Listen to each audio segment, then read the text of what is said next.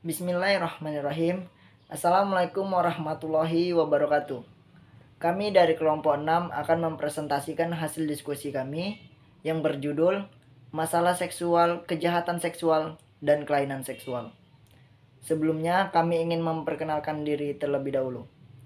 Nama saya Maulana Harsemdani dari kelas 4B jurusan Bimbingan dan Konseling Islam dengan NIM 1194021185. Saya bertugas sebagai moderator. Baiklah, materi pertama akan dijelaskan oleh Ulfa Dwi Gusrianti, yaitu tentang masalah seksual. Bismillahirrahmanirrahim. Assalamualaikum warahmatullahi wabarakatuh. Baiklah, saya Ulfa Dwi Gusrianti, NIM 11940220614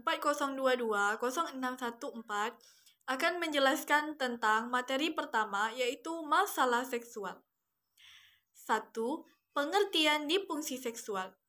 Disfungsi seksual adalah gangguan yang menyebabkan adanya penurunan hasrat seksual dan adanya hambatan dalam menikmati aktivitas seksual. Yang kedua, gejala disfungsi seksual. Adapun gejala disfungsi seksual pada perempuan adalah yang pertama, hilang atau turunnya hasrat seksual. Yang kedua, gangguan rangsangan seksual.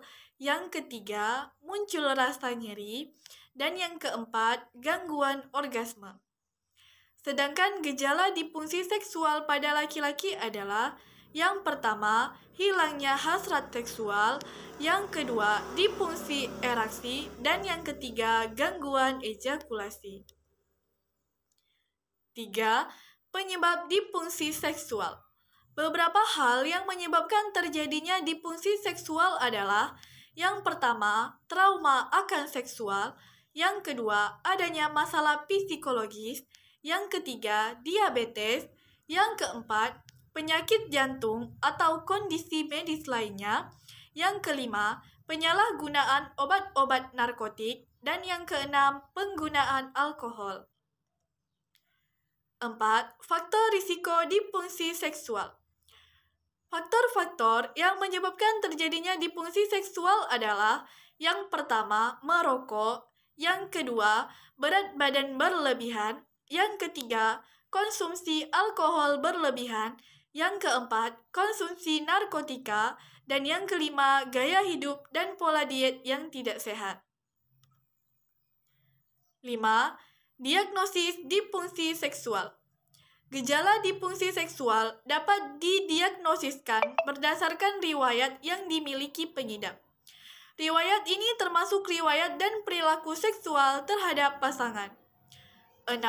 Pencegahan disfungsi seksual. Pencegahan yang dapat kita lakukan dalam mengatasi masalah disfungsi seksual adalah sebagai berikut. Yang pertama, stop merokok. Yang kedua, olahraga setiap hari minimal 15 menit. Yang ketiga, menjaga berat badan tetap ideal. Yang keempat, diet gizi seimbang. Yang kelima, membatasi minuman alkohol minimal 2 gelas per hari. Yang kelima, kontrol teratur penyakit-penyakit kronis, diabetes, penyakit lambung, dan darah tinggi. 7. Pengobatan disfungsi seksual. Pengobatan disfungsi seksual bergantung pada kondisi yang mendasari dari gangguan tersebut. Pengobatan terhadap penyebab dari disfungsi seksual dapat menyembuhkan kondisi tersebut. Penggunaan gel atau krim lubrikasi atau terapi hormon dapat mengobati permasalahan terutama pada seseorang dengan hambatan dalam menikmati aktivitas seksual. Terima kasih kepada Ulfa Dwi Gusrianti yang telah menjelaskan materi pertama yaitu tentang masalah seksual. Selanjutnya materi kedua akan dijelaskan oleh Mela Indriani yaitu tentang kejahatan seksual. Baiklah, saya Mela Indriani akan melanjutkan pembahasan materi selanjutnya yaitu tentang kejahatan seksual. Kekerasan ini adalah segala kegiatan yang terdiri dari aktivitas seksual dilakukan secara paksa oleh orang dewasa atau anak kepada anak lainnya. Yang kedua yaitu jenis-jenis kekerasan seksual terdiri dari pemerkosaan, sodomi, kopulasi oral secara paksa, serangan seksual dengan benda, dan sentuhan secara paksa. Selanjutnya yaitu pelecehan seksual secara fisik dan mandiri, menyebarkan video atau foto yang mengandung konten seksual, pernikahan secara paksa, dan kekerasan pada organ seksual. Faktor terjadinya kekerasan seksual yaitu yang pertama, faktor individu, di mana seseorang kurangnya pengetahuan tentang cara menghindari dari kekerasan seksual.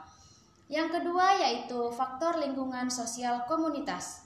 Yang ketiga yaitu faktor hubungan, kelemahan hubungan antara anak dan orang tua, termasuk konflik dalam keluarga atau berteman dengan perilaku kekerasan seksual. Faktor kerentanan lainnya terjadi kekerasan seksual menurut WHO adalah yang pertama yaitu jenis kelamin, yang kedua yaitu usia, yang ketiga yaitu tingkatan ekonomi, yang keempat yaitu tingkatan pendidikan, yang kelima yaitu kerentanan lingkungan atau terpapar pada lingkungan pekerja seks komersial, dan pengaruh obat-obatan dan alkohol. Bentuk-bentuk pelecehan seksual: menyentuh dan memeluk, memberikan tatapan nafsu atau mencurigakan, mengucapkan perkataan yang mengarah pada hal-hal seksual, memaksa berhubungan seksual, mengajukan pertanyaan tidak pantas tentang kehidupan pribadi atau anggota tubuh yang personal, merasa sok akrab sehingga berani menyentuh bagian tubuh sensitif, mengirim video atau foto seksual, memberikan komentar tidak pantas di medsos, stalking atau menguntit. Dampak dari kekerasan seksual yaitu dampak fisik, di mana dampak ini dapat terjadi seperti hamil di luar nikah dan masalah reproduksi, meningkatnya penyakit menular seksual. Selanjutnya yaitu dampak psikologis, di mana dampak ini seperti stres, tertekan, depresi, gelisah, penurunan harga diri, munculnya keluhan somatik, penyalahgunaan obat-obatan, dan alkohol akibat depresi. Dampak sosial. Dampak sosial ini seperti hambatan interaksi sosial, dikucilkan, minder atau malu bergaul, malu untuk bersosialisasi. Selanjutnya yaitu cara mengatasi terjadinya kekerasan seksual. Menurut WHO yaitu ada cara mencegah terjadinya kekerasan seksual, yaitu melalui pendekatan individu, melalui pendekatan perkembangan, melalui tanggap perawatan kesehatan, melalui pencegahan sosial komunitas. Selanjutnya yaitu tanggapan hukum dan kebijakan mengenai kekerasan seksual. Terima kasih kepada Mela Endriani yang telah menjelaskan materi kedua yaitu tentang kejahatan seksual. Selanjutnya materi ketiga akan dijelaskan oleh Tika Gusrianti yaitu tentang kelainan seksual. Assalamualaikum warahmatullahi wabarakatuh. Baiklah, saya Tika Gusrianti, NIM 11940221421, akan melanjutkan materi poin C tentang kelainan seksual. Penyimpangan seksual atau abnormalitas seksual, kejahatan seksual atau kekerasan seksual ialah bentuk dorongan dan kepuasan seksual yang diperoleh atau ditunjukkan kepada objek seksual secara tidak lazim. Disebut tidak lazim karena perilaku menyimpang seksual diikuti oleh fantasi seksual yang diorientasikan dengan pencapaian orgasme melalui hubungan di luar hubungan kelamin heteroseksual dengan jenis kelamin yang sama atau dari partner seks di bawah umur, atau hubungan seksual yang secara normatif bertentangan dengan norma-norma tingkah laku seksual yang diakui secara umum. Kemudian macam-macam penyimpangan seksual diantaranya: 1. Fetishisme ialah perilaku seks menyimpang di mana kepuasan seksual diperoleh dengan cara onani atau masturbasi. Yang kedua, homoseksual ialah kelainan di mana seseorang menyukai berhubungan seksual dengan sesama jenis. Yang ketiga, sadomasochisme ialah penyimpangan seksual di mana seseorang merasakan kenikmatan setelah menyakiti pasangan. Yang keempat, masochisme kelainan seks di mana seseorang menikmati seks setelah disiksa oleh pasangannya. Yang kelima, voyeurisme ialah perilaku menyimpang seksual yang mana seseorang memperoleh kepuasan seksual setelah mengintip orang lain berhubungan, sedang mandi atau semacamnya. Yang keenam, pedofilia. Pedofilia ialah orang dewasa yang menyukai berhubungan seksual dengan anak berusia di bawah umur. Yang kedelapan, bestiality ialah kelainan seksual yang mana seseorang menyukai berhubungan seksual dengan hewan. Yang kedelapan, incest ialah seseorang yang berhubungan seks dengan anggota keluarganya. Yang kesembilan, necrophilia ialah kelainan seks seseorang yang menyukai berhubungan seksual dengan mayat. Yang kesepuluh, zoofilia ialah kelainan seksual seseorang terangsang apabila melihat hewan sedang berhubungan seks. Yang kesebelas, sodomi, kelainan seksual di mana laki-laki menyukai hubungan melalui dubur.